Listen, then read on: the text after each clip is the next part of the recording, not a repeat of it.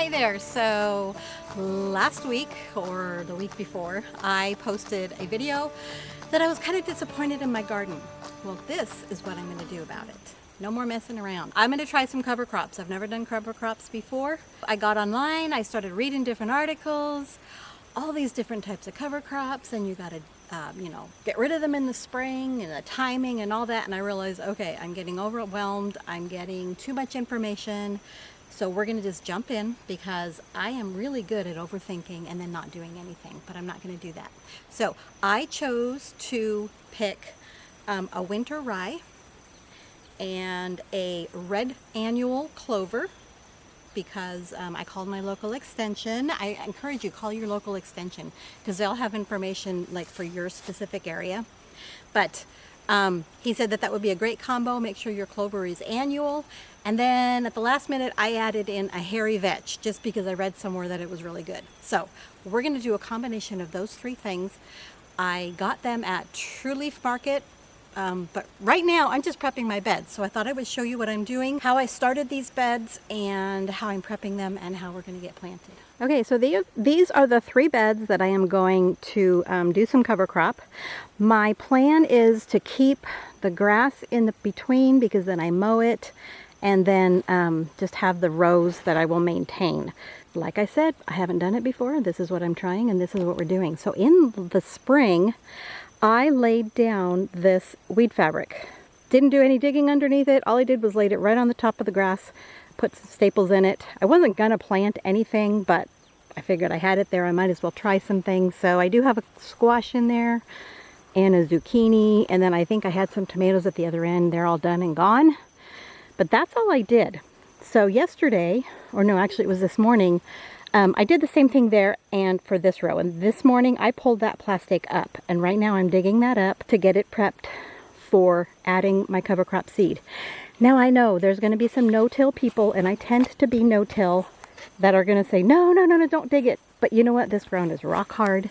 Believe me, I am not ruining anything. I am not hurting anything. I am going with a shovel. I'm going like half the shovel deep because that's as far as I can get. I think it's just going to give my seeds a little bit better chance of actually growing. This row here, I actually finished this morning. So it is actually, I dug it up. I kind of raked it a little bit. I threw the seed down and it's supposed to rain tomorrow. So hopefully that will take off. My goal is to get these two rows done also so that they will be done by the time tomorrow's rain comes, and then we'll see what happens. But I better get busy and get to work. I left a few things still growing in that row, like those marigolds just looked like they were doing good. I had one pepper that actually has some blooms on it, and so I'm hoping maybe I'll actually get a couple more peppers. We'll see. And then down at this end of this row, I have blueberries and then a comfrey in between each of my blueberries, and so those are staying. My goal is next year I want to make this whole row blueberries, the whole thing blueberries, and then that row is going to be all raspberries. So we'll see how it goes. Right now I got to start digging.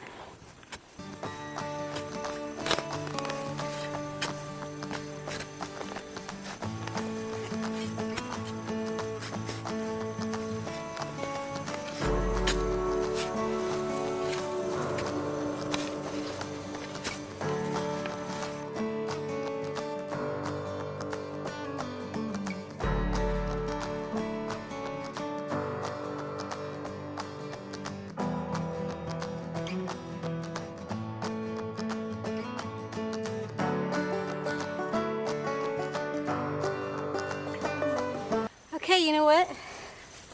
I just made a decision. We're gonna experiment. Hey, Ellie. I'm gonna go ahead and I'm gonna finish this row. And then the next row over, all I'm gonna do is rake it. I'm not gonna dig it, and we'll see what happens. And for those of you who are thinking, oh, she should have a broad fork. I have a broad fork and I did try that and I can't, it just won't even go down and won't work. So Ellie and I are gonna get busy and we're gonna finish this row and then we're gonna get to planting, and I'll show you how we do that.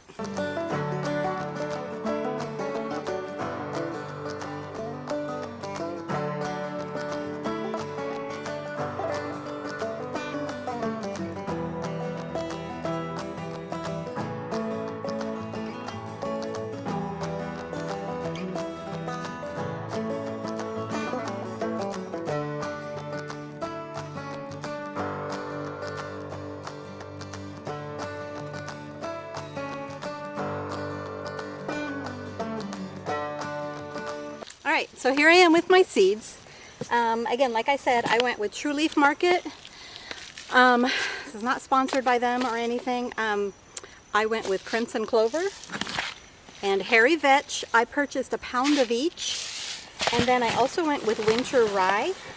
And I bought a 5-pound thing of Winter Rye because I think I'm going to use this over on the other part of my garden too.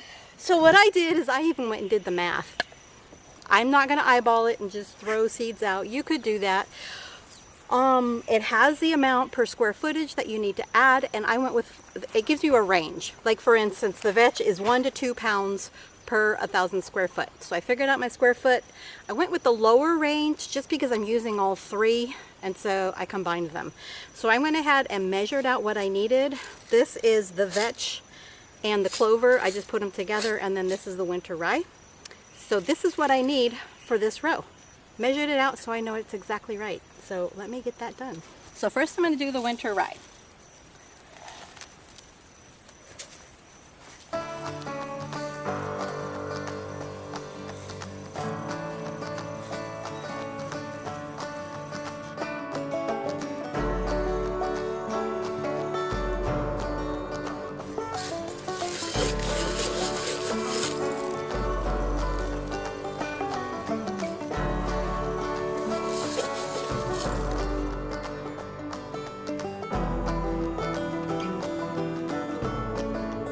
Now we're going to rake it in.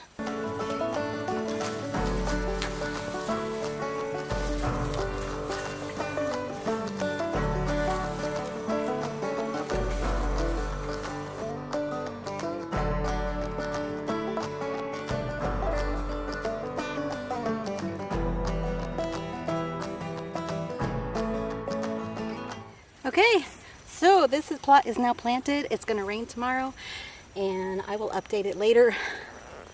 I'm not going to video me doing the other one, but I'm going to do the same exact thing, except I'm going to skip the shoveling part. I'm just going to rake the top little bit, plant it, and we're going to see what happens, and we will compare the two. Okay, so I know I said I wasn't going to video this, but I thought of something you need to know. When you put this fabric down, you do it with stakes, right? Keep in mind, especially if you're in Tennessee or where it's wet, the stakes rust, and then they don't come out of the ground very easy because, of course, they're all rough and it sticks. So you may need a hammer. Just depends. Some of them are coming out easy. Some of them, I'm having to work at them. Ah, that one came out pretty easy. Anyway, that was tip 1, use a hammer. Tip 2 is be cautious as you're pulling this thing up, because last year, I haven't found it yet, but last year I found snake skins underneath these things. So be aware, there may be snakes underneath there. Don't freak out, just be aware.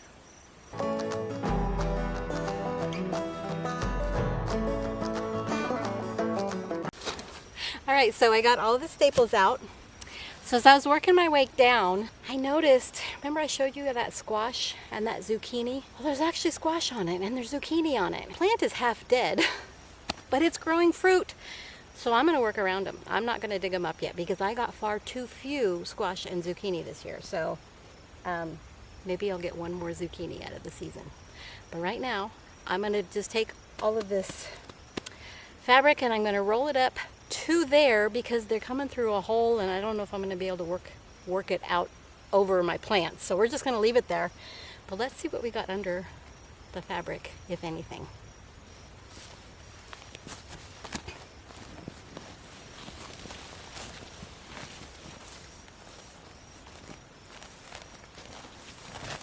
Oh, I got a staple in the middle. One moment, please.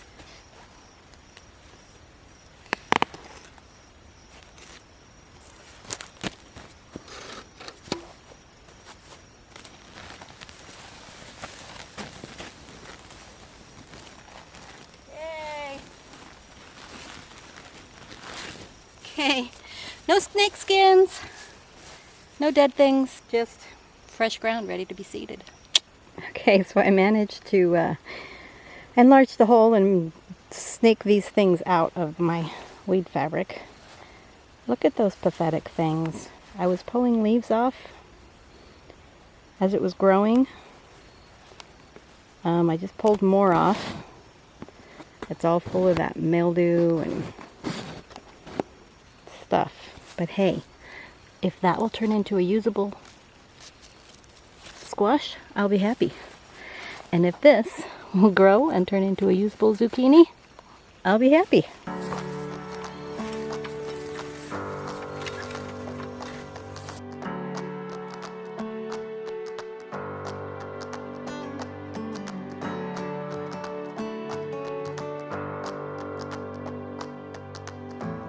Raking this wasn't going to work. It was hard as a rock. So I remembered this old wheel. I don't know if you call it a harrow. It's got like, what, 6 tines on it? And it actually worked. Didn't go deep, of course, but it scratched up the first couple of inches of the earth. And now we're going to plant. And now I really am done.